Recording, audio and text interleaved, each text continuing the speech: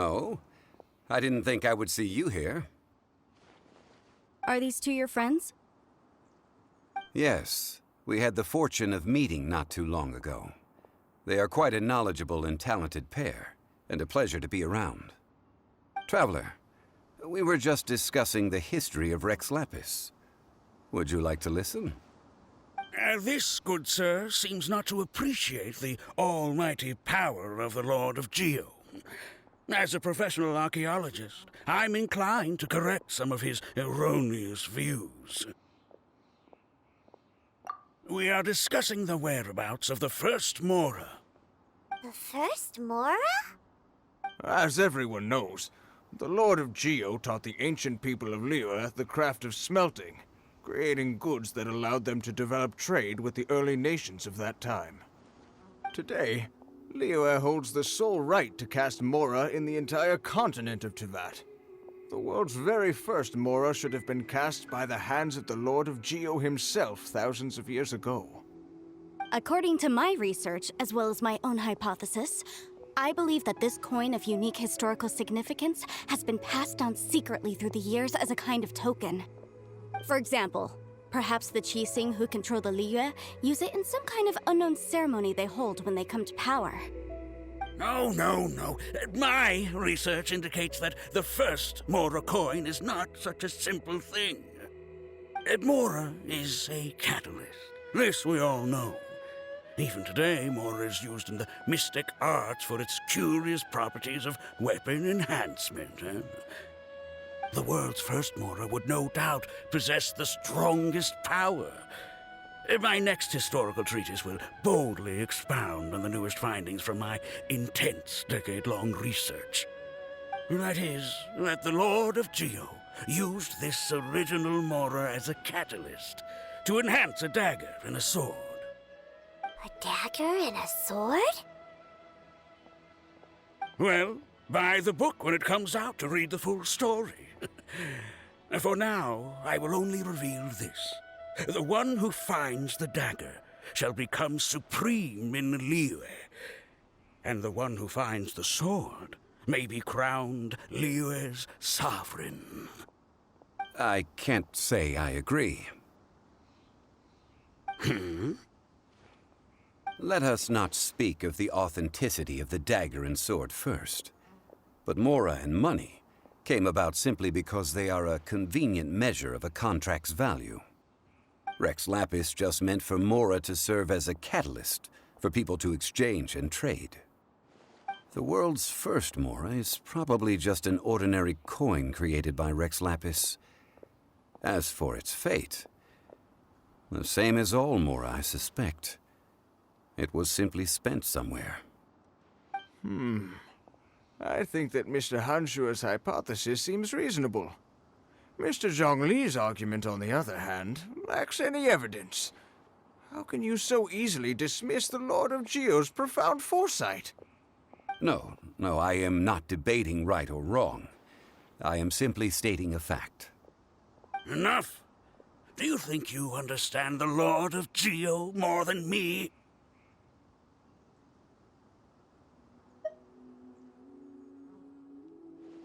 I know but little about history, and I wouldn't dare to brag. But discussion is meaningless if everyone has the same opinion, no? Well then, answer me this. Long ago, when Liyue Harbor was being constructed, the Lord of Geo taught the people how to build houses. The model home he used to teach them was completely cast from Mora, correct? That is correct, indeed. Okay, then tell me. Why would the Lord of Geo do something so extravagant, if not because of the mystical power that Mora contains? There's a simple explanation, really. To the god of wealth and commerce, what material is easier to get than Mora?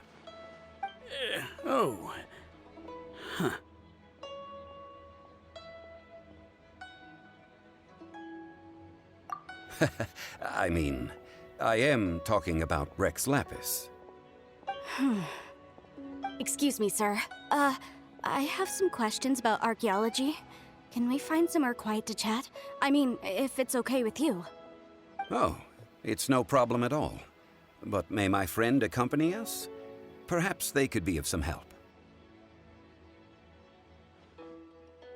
Of course. They can come if that's what pleases you, sir. Let's go.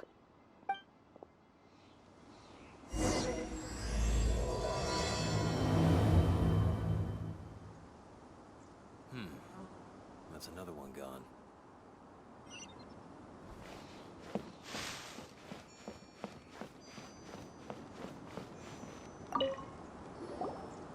What I'm about to say is a bit disrespectful of the Lord of Geo and would draw a lot of angry looks. So it's best to discuss this somewhere quiet. Your argument just now exhibited acuteness of speech and thought. Most importantly, you don't fall for the boasting and acting of the others. You remain objective. So I have a question for you. Perhaps you will answer differently from other scholars. Do you think that all the gods that the Geo Archon killed were evil? Let's not analyze it in terms of good versus evil. Rex Lapis placed great importance on the integrity of contracts. So any gods he killed certainly must have broken some kind of contract. Right! The Lord of Geo wouldn't kill the innocent. But when I was doing some research, I learned about the legend of the god of salt. The god of salt, Havria, was a very kind god, but she encountered Morax one day in battle. Morax used a rather underhanded trick to assassinate her. What? No way! This bit of history is a long story. But you may not like the truth when you hear it. Don't worry, please tell me what you know. This event, I've already searched for answers for a long time. Quite so. I don't know where to begin. Over here, Mr. Zhongli. I've been looking for you. So you're over here all this time. Put down your weapon and stay back. Otherwise, Paimon's reporting you to the Millilith. First of all, I'm not holding a weapon. There's no need to overreact now. I'm simply an archaeological researcher from Snezhnaya. I'm not here for trouble. The Fatui say that every time. But this time, I registered with the Liyue Ministry of Civil Affairs. I could show you the official documentation if you want to see it. I will be conducting an archaeological survey here, the results of which will all be shared with the ministry.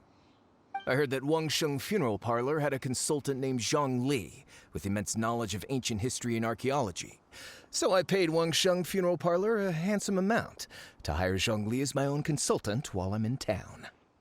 So you mean to say that this is work for the Wangsheng Funeral Parlor, yes? Well, since it's work, I don't have a choice. A consultant of the Wangsheng Funeral Parlor must respect their duty. Of course you would be such a reasonable man. Well then, let's head out now, shall we? Wait, if you are studying archaeology, can I go too? I am also a scholar in this field, so I can help. That will give us a chance to continue the topic we were just discussing. Oh, and you should tag along too. This experience may be of help to you on your future adventures. It is a story from before the rise of the Seven. Although the god of salt has already perished, it will still be a meaningful experience for your journey. Wait. This is an archaeological expedition, not a tour group. That's too many people. But this friend of mine has a treasure-finding talent, surpassed by no one. It will surely be of great help to us. Oh? What talent? If my friend espies a treasure chest, they will absolutely find a way to open it. Hey, Paimon's good at that too. Well, that is quite enticing. All right, then. Well, let's go. There's no time to waste. When the Overlord of the Vortex was crushed by the Jade Chamber recently, perhaps something of interest was washed ashore. An ancient artifact would be good. Traces of ancient activity would be great. But a piece of the god's limb would be even better. Who knows what surprises we may find.